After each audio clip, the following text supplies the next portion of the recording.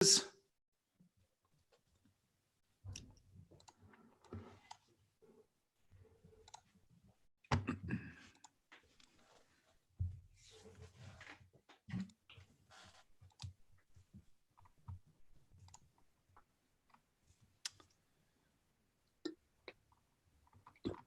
feel paused.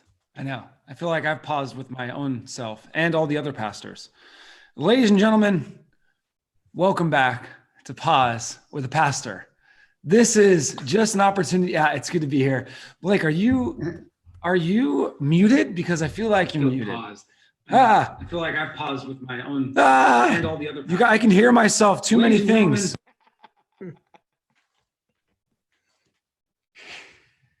Hey, I see us. We're working. Is it on? It's on. And we're back because I cannot hear myself anymore. It's good. Okay. How many meetings out there are? I can hear myself. Too many things. Who else can hear themselves? Everybody can hear themselves. Okay, we've got to move on. We asked for corporate sponsors last week, but we had no option. No one came forward. So we're here with no sponsorships, nothing to start the top of the program other than these gentlemen spread out indefinitely more than 6 feet apart throughout the valley and elsewhere. And we're glad to be back. Or hopefully you're seeing us from around. Wait, Shay. Yes. You need to clear up the air about the one sponsor that we did have. Wait. We had a sponsor? Oh, we had a sponsor, but it ended up not being a real sponsor. This is live television, folks. I don't even know what we're talking about anymore. It was the new service offered by Grace Church of the Valley. I forgot all about it. We need to clear the air, and we're going to get to more serious things. But lots of rumors going around about GCV Plus, the new live stream video service. I hear there was a video going around the internet. Not sure what that's about, but it did come out on April 1st, which should have given others a clue. But that is not a real service. We are not charging 10% a month to offer some live stream video streaming service. This is it. It's free, straight to the interwebs for you guys, and I'm glad for it. All right. We've got to start if that's not a light note, I don't know what is. But we've got to talk about something really important, at least to a couple guys in this meeting, is in the midst of the lockdown, coronavirus, quarantine, life without sports. Life without sports. How are you doing? What is your coping mechanism? If I can use a secular language there, but what are you doing? What are you doing to handle life without sports? Demo, I see you wearing your soccer shirt right now, and it's you and me who enjoy soccer here. But how are you doing without Manchester United, without the Premier League? Matt, without March Madness? Ardo, without the Lakers? Blake, wearing your Dodger hat, no Dodgers? Talk to me. Can I tell you Demo, what? Are you watching highlights? Are you watching highlights? I'm not watching any sports highlights right now, and I'm just on complete pause. So I know a lot of places are doing like this day in sports history, and you can watch a recap or a highlight. But one of the things I like about sports is that it's new every week, and I like that newness. So I'm not a big sports history fan. Like I want to see it as it unfolds, not the ancient version. So I'm definitely not keeping up with here's what happened 5 or 10 or 20 years ago. So listen, I don't want to gloss over this and act like it's just easy and no big deal. March Madness was March Sadness this year. And you guys know, if you are a March Madness fan, last night should have been the national championship Monday night. And you know what we were doing? Nothing. Yeah. Devastating. Sad. It's March Sadness. Hey, so speaking of that means that the Grace Church of the Valley staff March Madness trophy is going to go unclaimed for an entire year, right? Because someone needs to explain what the March Madness trophy is. We're going to need a word on this. Maybe he doesn't even know that there's a trophy for March Madness. I was informed. I was planning on partaking in this event, and now it's over. Yep. So Maybe I should just take the trophy because this is like the 1 year. Blake, the trophy is presently in my office. I won last year, and until I'm upseated, it has to stay with me. I'm the reigning champion as of last year. We'll see if it's still in your office. Hey, Scott, It's actually been quarantined. So Scott, last It's year shelter. the Lakers, I think last year the Lakers were the bottom of the West, and now Yes. this year they're number one, and they had all this Exactly. momentum. How do you feel about that now that they're on pause? You move on because it's not on. And I feel like Demo, they're showing a lot of classic games. I did see something yesterday that they're considering canceling the NBA season. So this is interesting. The other sports like baseball will just start later, but lots going on. But, there is a sense, and, Demo and I have talked about this, that sports is the idol of the age. And so it's interesting to have all these things taken away and the scenarios and the lack of entertainment that provides, and very interesting aspect. This has never happened before. yeah, so I just want to have everybody at home. If NBA cancels its season, we need to go into a deep season of prayer for Pastor Scott, because this could be a rough time for him. Okay, so it's going to be vital. Okay. Coping without sports. Listen, I'm a Dodger fan. I know we live here in Kingsburg, where the dividing line. It is the dividing line. It is. 3 hours to LA, 3 hours to San Francisco. You go south, you're in Visalia with the Dodger fans. I love you guys. It's good to have you. And then you go a little north and you got those Giants fans, which Careful. any Giants fans in this room? Careful. Matt, you have a baseball team? I think everybody. Growing up, I have to say I was a Barry Bonds fan. Wow. Ooh. I'll see you guys later. Shay, come back. Hey, do you know where Barry Bonds was before he was in orange and black? No. Pittsburgh. He was Pittsburgh Pirate, baby. Yeah, that's right. It was back in the day. I watched Barry Bonds through the binoculars at the top of Three Rivers Stadium, because people were so little from the top of that stadium, you could barely see him. And I saw Barry Bonds. He's like this big. Well, back then he was like 165 pounds too. So Yeah. Before he started to load up. Wait. Are you guys writing this telling down? me- I'm writing this down for Is there- Newt or Demo. I'm writing this down. Blake, there's another category Yeah. that we didn't know of Demo. Yeah. He was a Pittsburgh Pirate fan in the stadium when Barry Bonds was With playing at binoculars. 165 with binoculars. I'm telling you, that Three Rivers Stadium, it's demolished now, but Yes. like the $2 seats, they were literally so far away you couldn't read people's names on a uniform. You couldn't Wow. like the pitcher would pitch and you would still be waiting, like, did he throw the ball or did he not throw the ball? I haven't seen the ball yet. Wow. How old are you? It's been a little while. Very, I mean, what is he, 45, 47? No, stop that. This is how every staff meeting is, just so you guys know. We have to move on because Okay. we've wasted too much time now. Kathy's saying something right now. Oh, Kathy's upset. I bet it's going to be about Andy Van Slyke. No, she's actually Kathy's on the internet, and she's saying that you were not a fan, but you did Oh, watch. true. So That's I don't true. know. Yeah, it's not right to call me a baseball fan of any team, any sort. And can you really be a fan of the Pittsburgh Pirates? They win like 3 games a year, so hard to be a fan. Hey, they actually didn't do too bad last year. So Oh, okay. See, I mean, shows what I know. it's okay. Everything's fine. Rob- But everything. Wait, what? What was this? Wasn't that guy Andy Van Slyke, Rob Yeah. Bell, Yeah. Barry, Bobby Bonilla. Barry Bonilla. Bonds, all those guys were on that team. Anyway, carry on. And back to ESPN Classic. Sorry. We've got to move on. We got to go to something way more serious than Barry Bonds. Last thing. Didn't they shoot his baseball up into space or something with an asterisk on it? Never mind. We've got That to was Elon Musk. Wait. Oh, okay. All right. Okay. We've got to move on to something a little more serious, but still happy. And really just thinking about God's grace in the midst of all that's going on in our globe. So really the question is kind of what have you guys, or how have you guys seen God's grace kind of during this time, even beyond sports, but no, really seeing God's grace in your family, in the life of the church, in the world, like what's been on your hearts and your minds in that world? Mhm. Maybe I should direct it to somebody. I can start us, Yeah. Shay.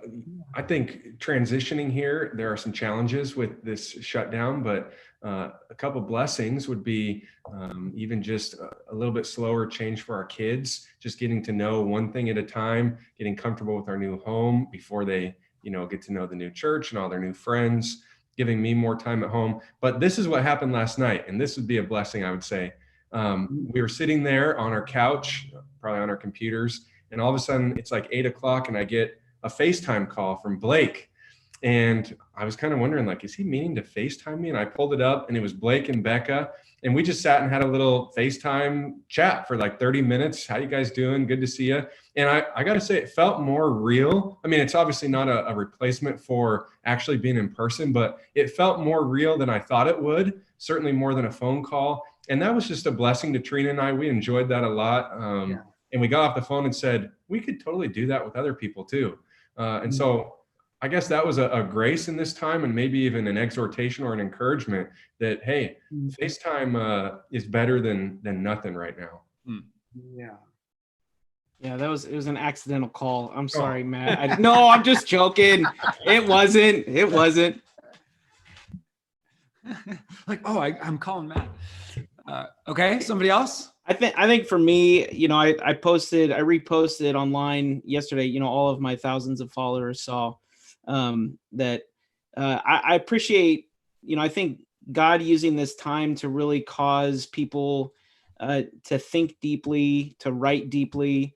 I posted something that Gunnar Gunnarsson had put out, just talking about we as the church and walking through this time and even talking about, the church not being able to meet right now.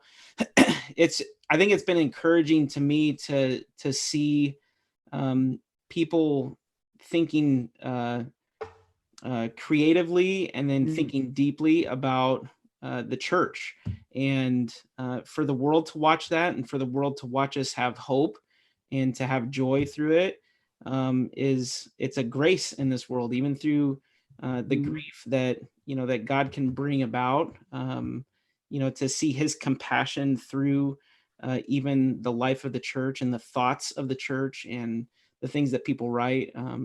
That's an evidence of grace that I'm watching. So I'm encouraged by that. I would add just one thing that kind of pops into my mind here. We're shelter in place and we're away from everybody. And I think we've been away from our body. Has it been 3 weeks or 4, Blake? I think it's 3. I think we're in 3, yeah. Yeah, and the one thing, maybe even Matt, with what you've said, I've sure talked to a lot of people on the phone in our church, and sometimes as we, as elders, are working through our shepherding care, obviously we've been on the phone more than we've been with the body, but sometimes being on the phone a little bit more is more intentional towards that person. And so, obviously it's not our desire to be away from each other, to not worship together and be in the word together and be at Bible study. But on the other hand, it's actually been good just to touch in with people personally in that shepherding care group. Maybe I should explain that, Blake. All the members in our church are placed underneath one of our 11 elders. And so our 11 elders have shepherding care groups to our members. And so we've all called everybody on our list. And I think there's been a little bit of a beauty in that, to touch base and be very personal in light of this situation in which we're in. Yeah, this is maybe just staying on that lighter end of things. Like today I took my kids at about 2 o'clock. We went and we just rode bikes around the neighborhood. And I actually think I was like just riding my bike, and I was just, we saw some people, like we waved and said hi, people were driving by, but there's just a lot. I think I mentioned this, but there's a lot of people out right now. and they're Yes. riding bikes, and it's Uh-huh. just different. It's different. And I actually love that. Really do think it's a grace of God. And genuinely, it does remind me of just the short time we spent living in Europe, and everybody's walking places, they're riding places, you're seeing people, obviously we're keeping our distance, but it's just, I don't know, like there's just something about the time of year that we're in. It's not blazing hot outside. We're able to go out and go enjoy the weather and really just enjoy time with family. And I think the second piece of that with my family is we're getting that focused time to really watch our kids, even in a school environment. And so like, even to watch like Titus, my oldest, and Avery, who's the second oldest, like to watch them in their classrooms, even though it's digitally, we're getting to see how they interact. We're getting to see how the other kids interact. I just think we're getting a unique window into the life of our kids, which I think me and Bethany, we were just like kind of debriefing on that last night and just praying for our kids more specifically. So I don't know. I thought I see that as like a grace of God, just to be able to kind of walk with our kids that way. Yeah. Hey, the other night we were doing dishes in the house with Patty, and the twins were there, and I just heard some yelling going on in our house. And there was a family that was walking by our house, and it was this family in our church, Blake and Becca boys and their kids.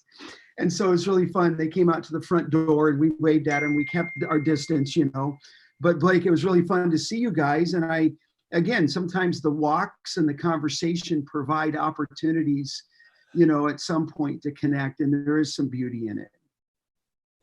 We're just stalking all of the pastors. Doing the tour of Kingsburg. I do think that is there's a grace of God in feeling the affection and care that we have for one another, that in some senses we recognize because we've lost something because of being forced to only be digitally connected. And there is a kindness in that. I mentioned this at my Wednesday night class, that I probably don't describe myself as the most expressive person, but I'm communicating to more people. I'm more excited when I do see somebody, even at an appropriate distance. Like, I want to talk to you. I want to, sometimes you get busy and you see somebody and you're like, hey, how's it going? And what you really mean is, hey, I need to leave. You don't mean like, how's it going? And now, like, anytime I get an actual person-to-person encounter, I'm ready to just, hey, let's talk and let's hang out. And that's just a grace from God to feel what we've known to be true, which is we love each other, we need each other. So, in some ways I wish I'd learned that lesson without being apart, but I do think it is a grace of God, because right now I'm feeling the affection for our church family because of distance, not because we're around each other all the time. And I realize how much I miss it. But even that missing is an expression of a value that I have, that, that's why emotionally we're sad when we don't gather on Sunday, because we love our Sunday gatherings of singing and praying and giving and sitting underneath the word. And that's part of God's grace to say, this is something that matters to you. So it's a good thing. To know the church matters that's a good grace from God. Yes. Anything else on that one? Okay. Yeah. Maybe moving, maybe a tiny bit heavier even from that, obviously, like stories of grace, but just thinking about the fact that, this last Sunday was Palm Sunday. We are, this week, even this Friday, going to be celebrating Good Friday, Easter Sunday. I can honestly admit that there was a time when this first started, I was like, oh, I hope, I'm sure lots of people thought this. I hope that we get to come back together on Easter Sunday. How cool would that be? Like, if those things lined up, but obviously that's not a reality.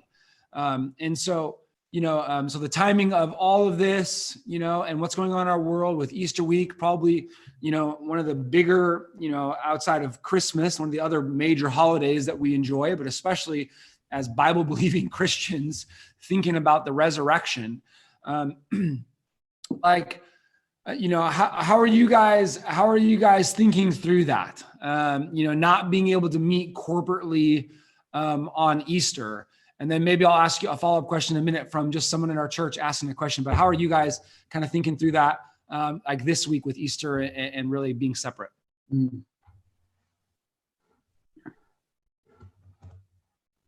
I stumped you. Yeah, I it's a think. good Yeah, go question. ahead, Scott. What were you Yeah, gonna say? go ahead, Blake. Yeah, go ahead. I think. I think for me, I saw somebody. I can't remember who it was, but they had posted. I think after the Surgeon General had made that announcement about this being one of the hardest weeks, and then Christians started responding. This is a good week for it to be Easter. This is a heavy week for us as believers anyway, and for us to get into Good Friday and to contemplate the cross and to really think about what Christ did, and then to go from that into Easter. And yeah, there's a pain that we don't get to be together, but we still have the greatest hope. We have the only hope, and that is, it culminates on Easter. Obviously we celebrate it, but as Pastor Deem always says, we celebrate the resurrection every Sunday because that's the reason why we have hope. So I think it's a bummer, and it's hard that this is going to be one of the hardest weeks, if that's true. And yet this is a good week for us to help point people to our true hope that we have in Christ and his resurrection. Amen. Hey, I don't want to take away from the seriousness. I think the biggest bummer right now that I have in my heart is that Dave Jackson is not going to be singing Down by the River, I know. the old hymns of the faith. I know. It's just not right. It's Come not on. right. We got to have Big Dave with his booming voice. We're Figure going it out. It's hard. Hey, I'll say this, I had the opportunity to pull together a bunch of junior hires. I think there was over, 35 people last night on Zoom, and we were hanging out with the junior hires, and this isn't Easter specific, but I felt last night like it was sweet to connect, and I'm glad for that, but I also recognize just how hard it is. And I think for my own heart, and I'm just obviously a people person. I want to be with people. I want to, be around them. And it's just there is just that distance, that makes it hard. So yeah, I think I'm walking into the week, for sure bummed. Easter Sunday, especially here, is just so sweet. As we gather down by the river and then come to church together, or, have a breakfast and come to church. And so, yeah, I would say, I don't know. I have no problem saying I'm bummed to say the least, but yeah. I think on top of the, being disappointed and not being together, I think a second factor for me is just being distracted. So I think I have some habits that personally I would have been in, even preparing my own heart, whether it's for that sunrise service or I love so Sovereign Grace's Risen album is one of my favorite ones of theirs.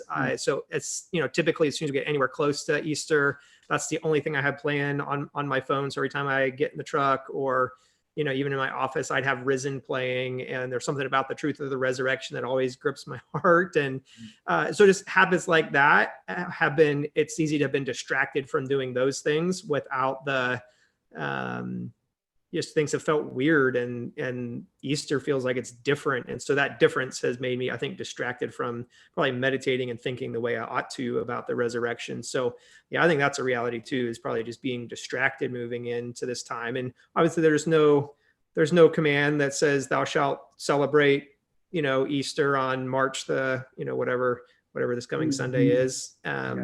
But it's good for my heart to think about the resurrection more and not less. And so, yeah, I do feel a little bit sense of loss I've been distracted in ways that I haven't made the most out of this Easter like I could have. So I feel a little bit like there's a meter of anticipation and longing to get back together as a body. And as we go into Easter, that meter doubles. And, I don't know when we're finally going to be able to get back together, but I just know there's going to be so much momentum and so much joy when that happens. I'm just kind of trying to harness all the feelings of sadness and depression and oh man, this is just the worst going into what is usually maybe the favorite Sunday of the whole year, but I'm just harnessing it and putting it in the meter so that when we do finally get back together, it's just going to be awesome. Amen. I'll I've just, been studying this week on in Ephesians, so I'm getting ready for that. So that's been an exciting joy to get prepared for that. And the theme, of course, is the body of Christ, with Christ as the head. And I do think it's different, so that we're not gathering and that we're not gathering on Easter, because really when you get saved, God supernaturally places you into a body that is dependent on the head, the Lord Jesus Christ, and interdependent on one another. So not to be able to gather together isn't the design for which we were made for. And so in that sense, it becomes difficult. And yet I trust, as we have our service on Friday, we'll have a Good Friday service and even our Easter service live stream. I pray that those will still be a blessing to remind us of both his death and his resurrection. hey, maybe a kind of a follow-up question to that. You know, how can we encourage the body, you know, to really think about what we're doing right now? What kind of things could you recommend, you know, in the midst of this, you know, even getting prepared for Easter weekend in their own hearts and their own families? You know, what kind of thoughts do you guys have on just really helping people, you know, prepare?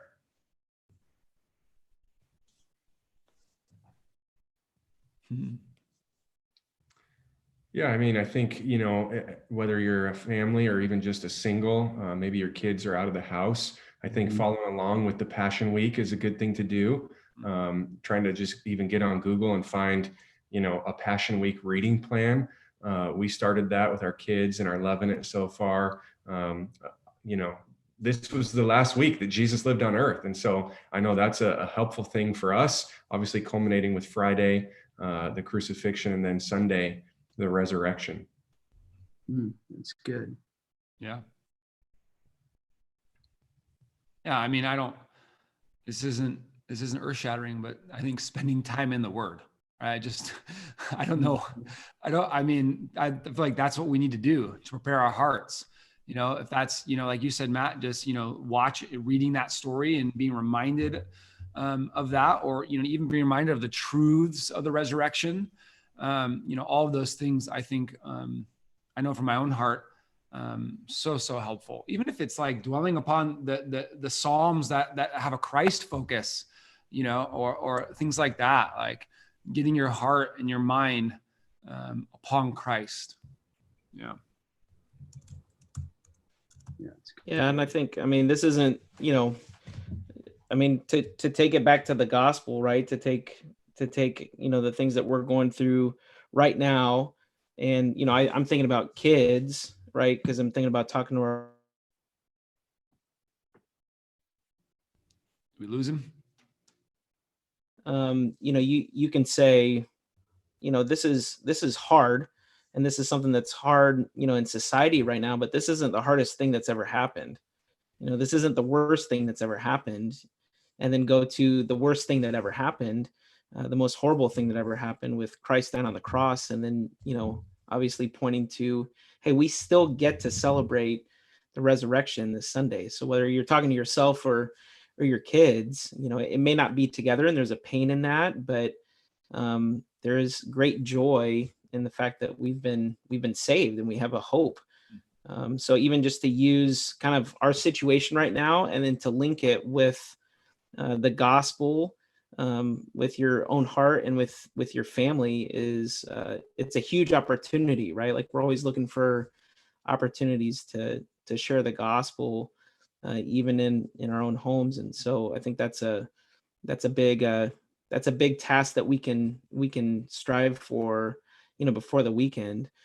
And then we want to let people know too, you know, Sunday morning, we want people to wake up early, and we're even going to sing together, you know, obviously through live stream, but we've been working on our end to make that a little bit easier. I think Shay's going to talk about that in a little bit, but, you know, so we want to help you still, even in your, you know, where everybody is, you know, still be preparing and be ready to celebrate this weekend, even though it's in the midst of some hard situations. So That's good, Blake, and maybe a resource to recommend.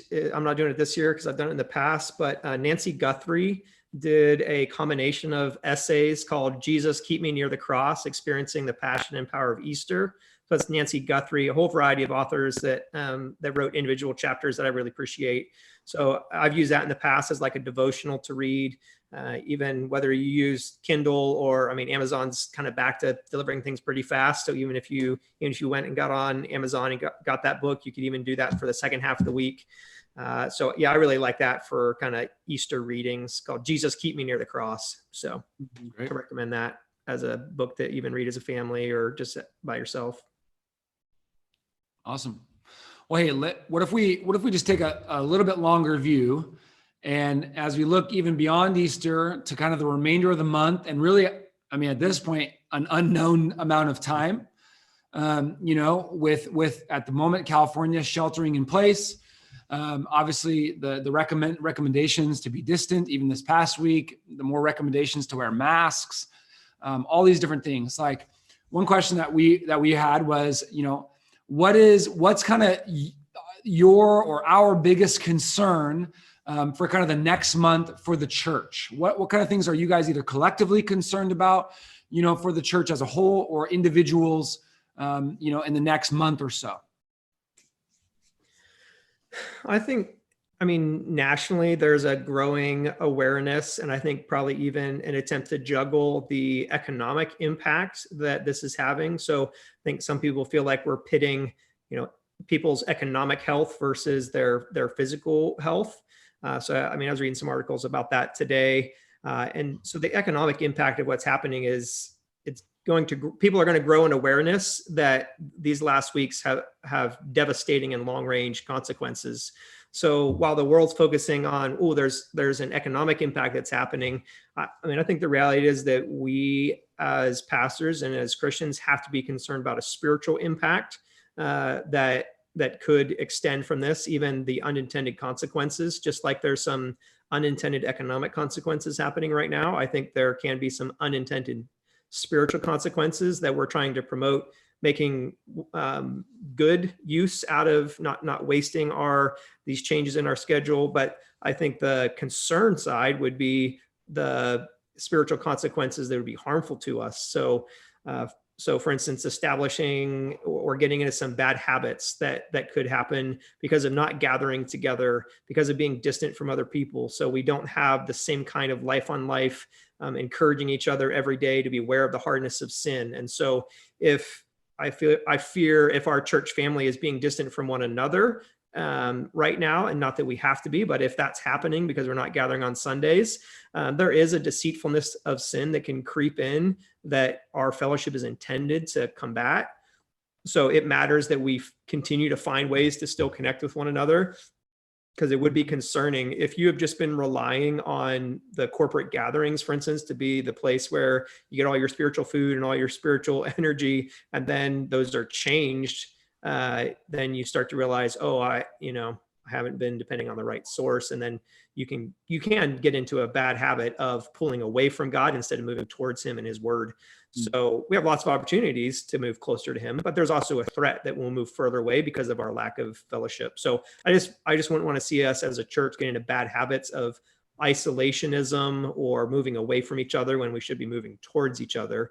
And even some muscles of service. And we're going to talk about this Wednesday night at my People Helping People class. But I think service is even a muscle we use that we need to keep strong. So we need to keep finding ways to serve others, because service is part of us imitating Christ. So if we're not actively serving, whether it's our family, our neighbors, finding creative ways to whatever it is, sending letters. I got a letter this week from somebody in our church, an actual physical letter written on a piece of paper, and it came in this envelope thing, and they call it the mail, and it arrived, and it was really encouraging and great to read. So finding ways to serve, I'm just saying it's a muscle that we use that we need to keep using, lest we come back in a month or however long it is and discover that our spiritual muscle of service has gotten flabby and unused. So. That's great. Yeah, I often think of our young people, or as I'm calling them, quarantines. Thank you. Oh, I see what you did there. Yeah, I'll be here all week. So with those kind of Right that kind there. of You humor. can't leave right there. No. Hey, I mean, idle hands. That's what concerns me. And adding on technology to all of that, the idleness, that and what that can do to the human heart. And then adding technology in the midst of that. I already have concerns about young people being on technology too much. And here we are almost forced to have an exclusive way to connect digitally. And so, yeah, I mean, I feel like that's been my prayer for the young people in our church, is just that it's along the lines of what you were saying, Demo, like with new habits. I feel like I'm always trying to get young people to connect, physically, right? And not text as much and all of that. And yet here we are in a season of really not being able to connect that way. So, but I don't want, Satan, or the flesh, to ever, step in and kind of assume control in many ways of just a young person's heart, even through, digital things like this. So that's a concern for sure. Yeah. And I don't know, one book, if I can just, this ties together what Demo was just saying, what I'm saying. I think his name's Justin Earley. He wrote a book called The Common Rule, which I read and I thought was helpful. It's called Habits of Purpose. I think it's In an Age of Distraction, The Common Rule by Justin Earley. And really, really thought a helpful book, because what he talks about habits. He actually likes to change the word from habits to liturgy. And he makes this distinction that liturgy knows its worship. And like liturgy being the things that we normally do in a worship service, like we sing at this time, we pray at this time, and we built this habit or a liturgy in our service. And he likes to use that term to say, like, liturgy thinks of itself as worship, like a habit of worship.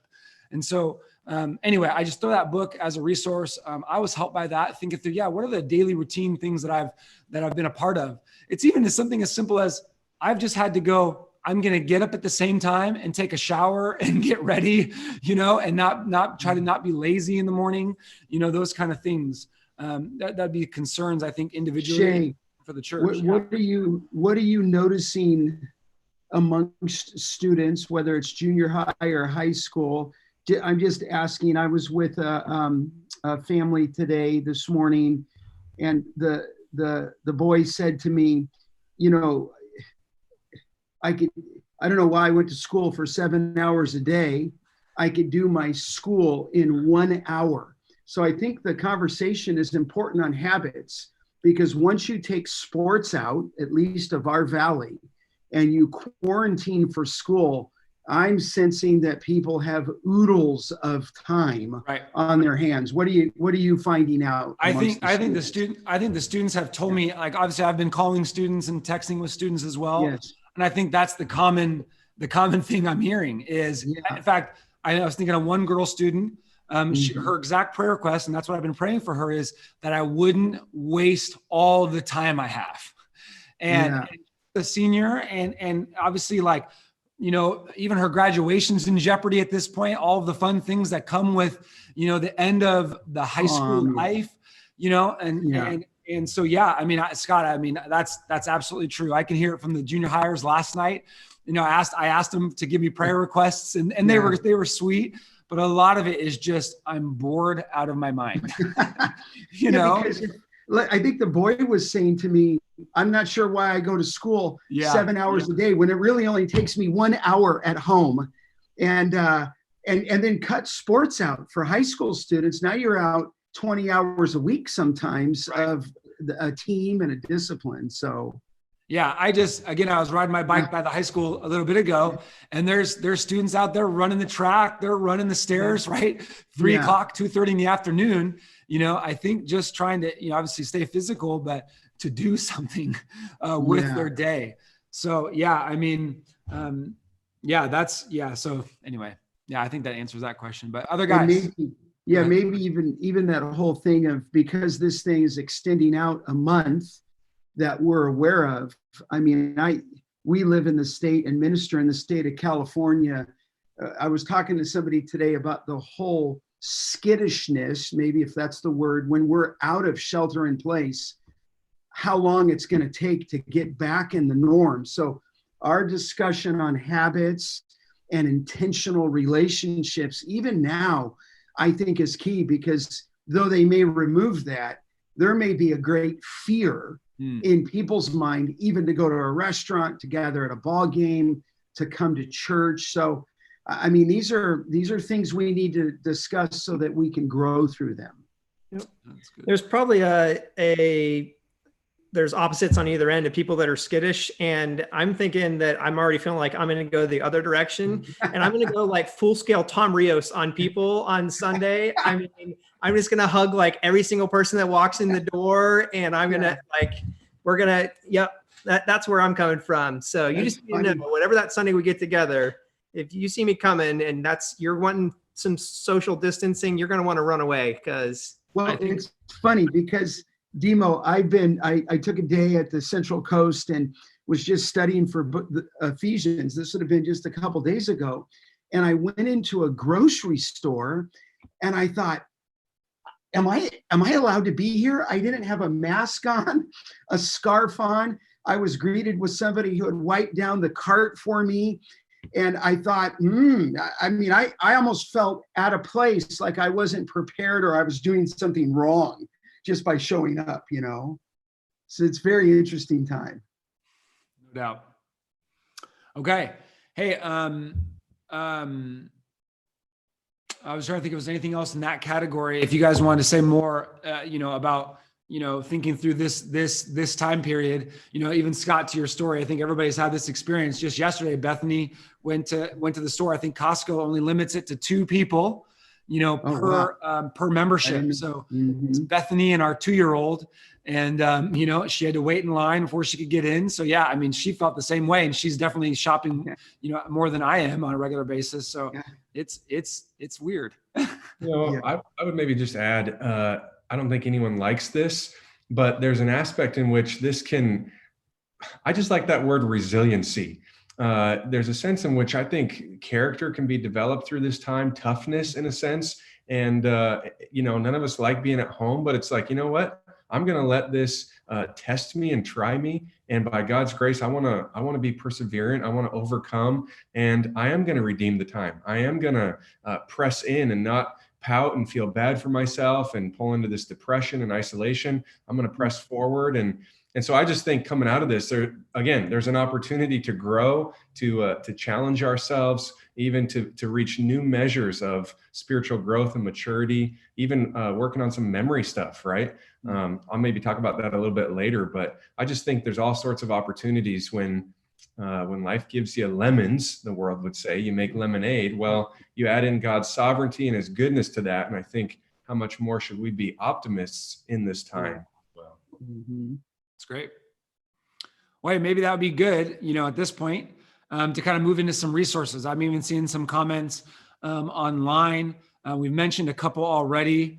Someone was asking, in addition to God's word, what resources, books, videos, music are you using in your homes to prepare your heart and your children for Resurrection Sunday? What other things can we put out there to our body just as resources beyond? I mean, there's things that we're doing, external things as well. What kind of stuff do you think would bless the church at this point, guys? Shay, one of the things that, as I've been studying this week, getting ready for Ephesians, I'd really like our families to start reading through the book of Ephesians. Yeah. And maybe if they could make that a goal once a week to work through Ephesians. I think I read it obviously in one setting the other day, and it was like 17 minutes. It's not super long, whether you took a whole chunk or just broke that up, but it's a wonderful book, and it would be a wonderful way when we gather back together. I won't do that in April, but when we come back together for that reunion, I hope to start either Ephesians that first week or second week. And if I can just encourage our families as a resource, even maybe beyond Easter, begin reading the book of Ephesians and know it before we get to that in the service. That's awesome. Yeah, I love it. Okay, so read the book of Ephesians. 6 chapters. Doesn't take long. Yep. You know, if you read at Gilmore Girls speed, you may can get it down to 10 minutes. I don't know. What other resources, guys? I mean, I mentioned Risen, but just to reiterate that, so the Risen album from Sovereign Grace, I really appreciate that musically. And we got Luca his first, basically it's a more of a like storyboard book style for Easter, but it's our first Easter with him.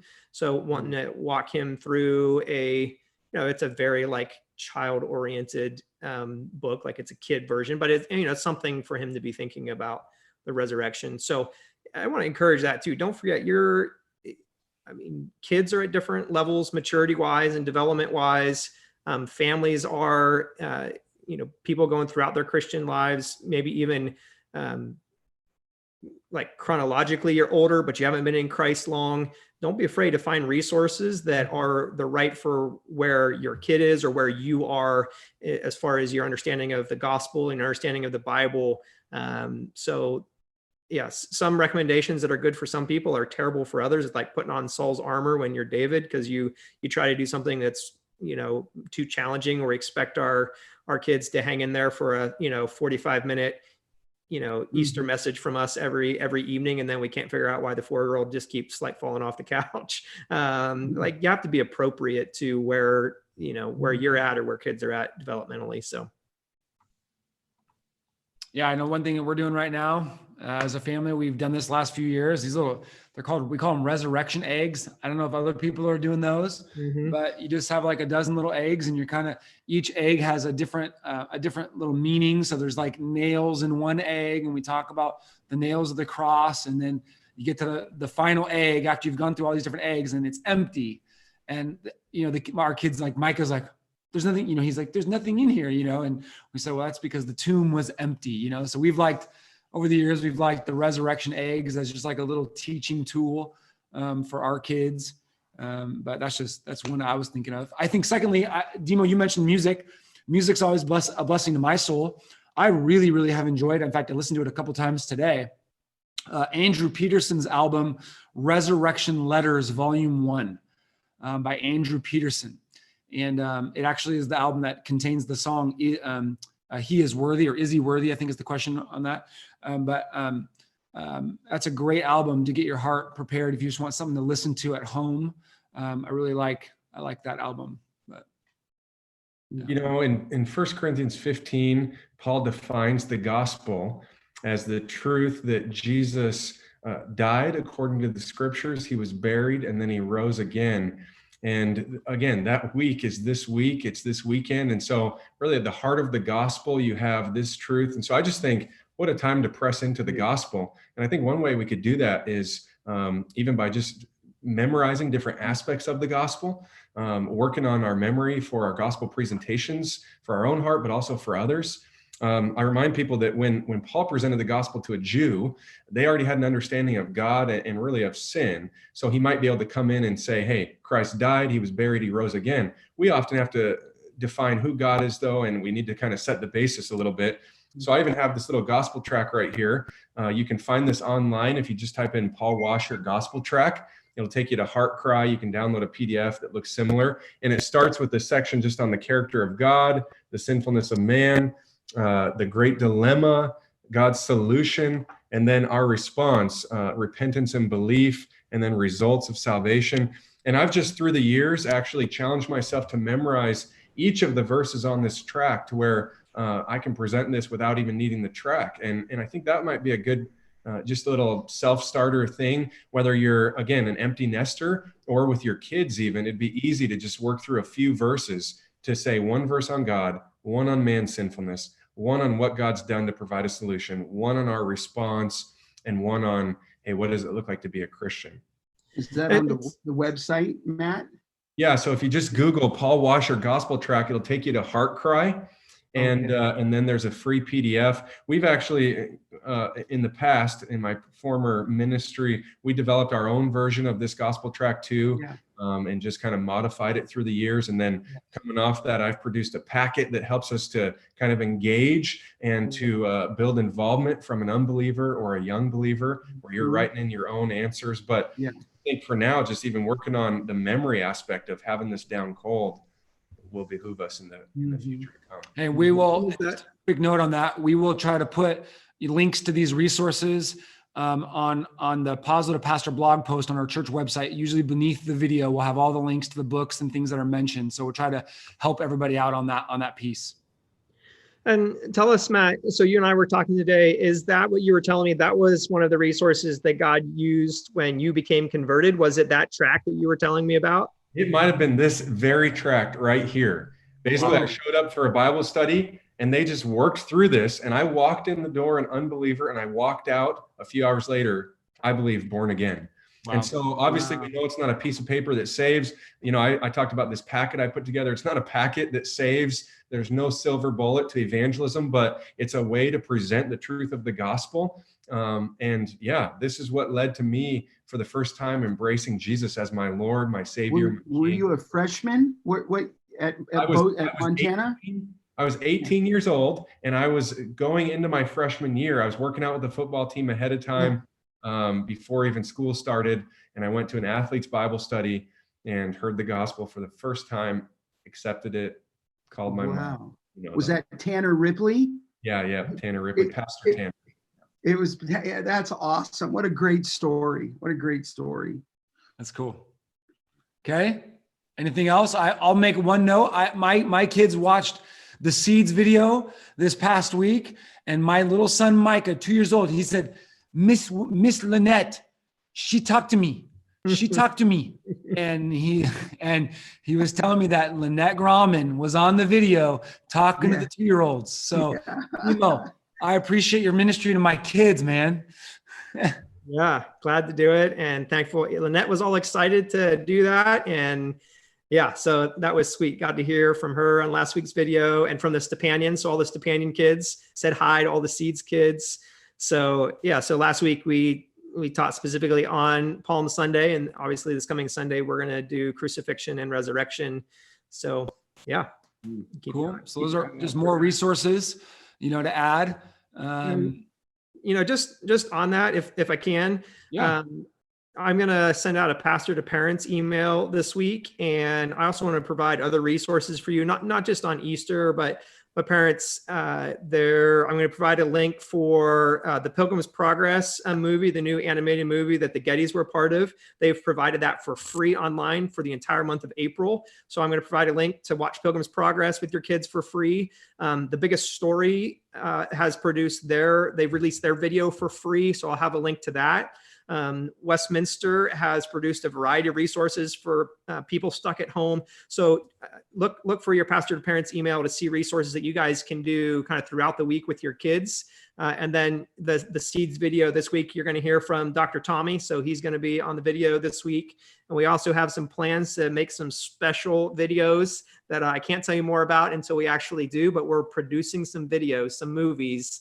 And so that's going to be a lot of fun. So yeah, just those are two ways. Look for that pastor to parents email, and then keep watching those Seeds videos as far as this week, obviously on the resurrection, but just trying to provide resources for you guys as families to do together. And whether that's on a Sunday or, you know, throughout the week. So. Okay, we've only got a couple minutes left, so I wanna, as I said last week, begin to land the plane. But we got a kind of a full weekend, and maybe I'll give it to Blake. Blake, do you want to give us a little preview of the Easter weekend, kind of the schedule, some things to think through and plan for Easter? Yeah, so for Easter, obviously for Good Friday, we're going to do an online live stream service at 6:30 p.m. So be ready for that. We've actually, Shay and me and our team here at GCV Plus have been working hard to get our live stream up and running better. We've had some notes about some glitching.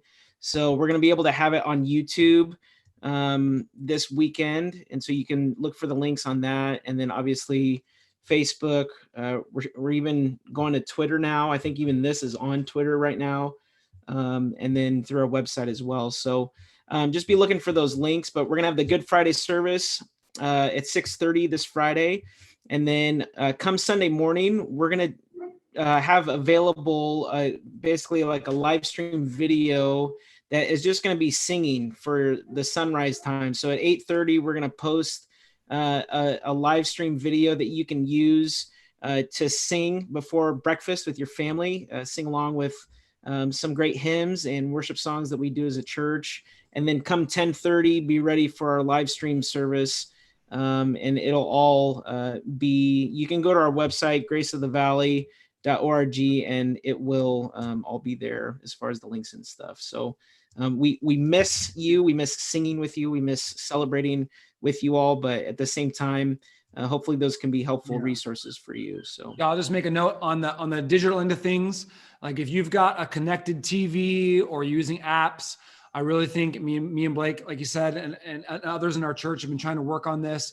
Like, go ahead and just subscribe to Grace Church of the Valley on YouTube or other places. That might be an easy way for you to access it. Like, especially if you're watching on a television at home, the services, we're trying to just really up the ante, make it better, and hopefully just more powerful services to get that. So there's no glitches when you're watching on Sunday. We're trying to do our best on that. So bear with us.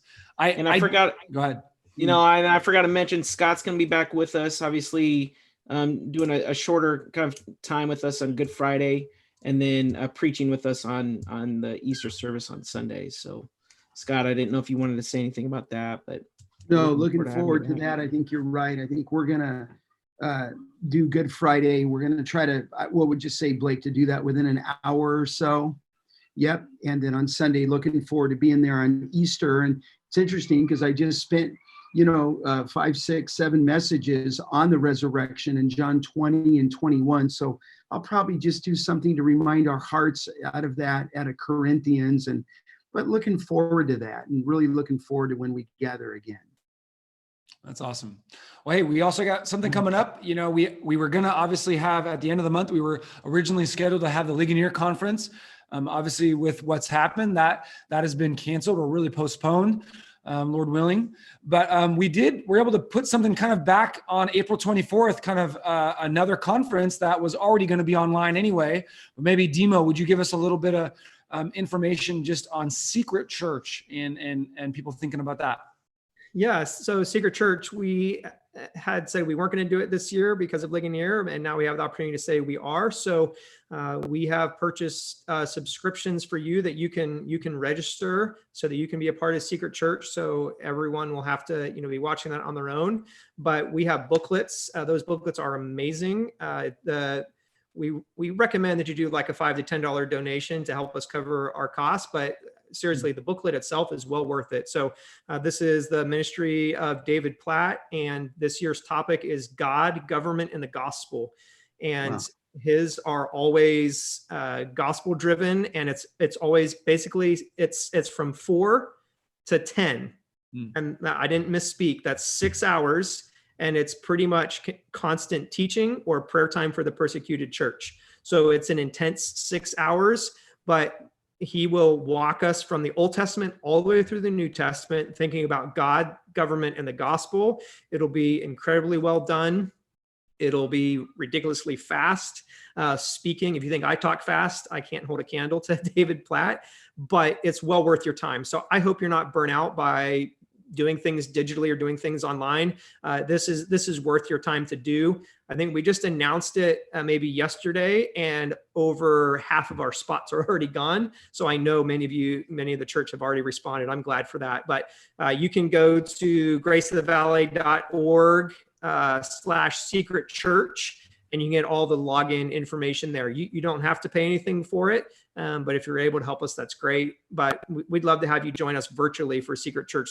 We've been doing Secret Church now as a church for, I don't know what we're at, 8 years now, maybe we've been doing Secret Church. And I just want to tell you, the one consistent message after every Secret Church that I get from anyone who's come is, I wish I would have known about this sooner. And I wish more people would come to this because the content is amazing. So yeah, I hope you'll join us 4 o'clock to 10 p.m. on God, Government, and the Gospel.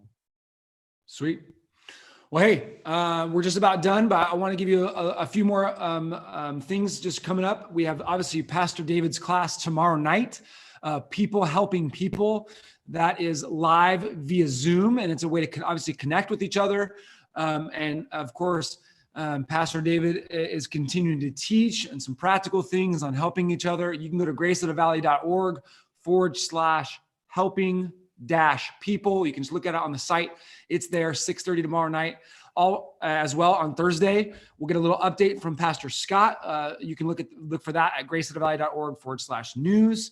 And then, of course, we got a regular weekly email going out just with news and other things that are going on. So a full week for sure. Looking forward to gathering the best we can together on Sunday. But anything else, gentlemen? Anything else left that you wanna highlight? Okay. Well, we will see everybody at least via live stream on Friday night, if not sooner. And thanks for hanging us as you pause with the pastors. It's good. All right. I'm going to say goodbye. I'll give a little See wave. you guys. See ya. It's the right thing Bye.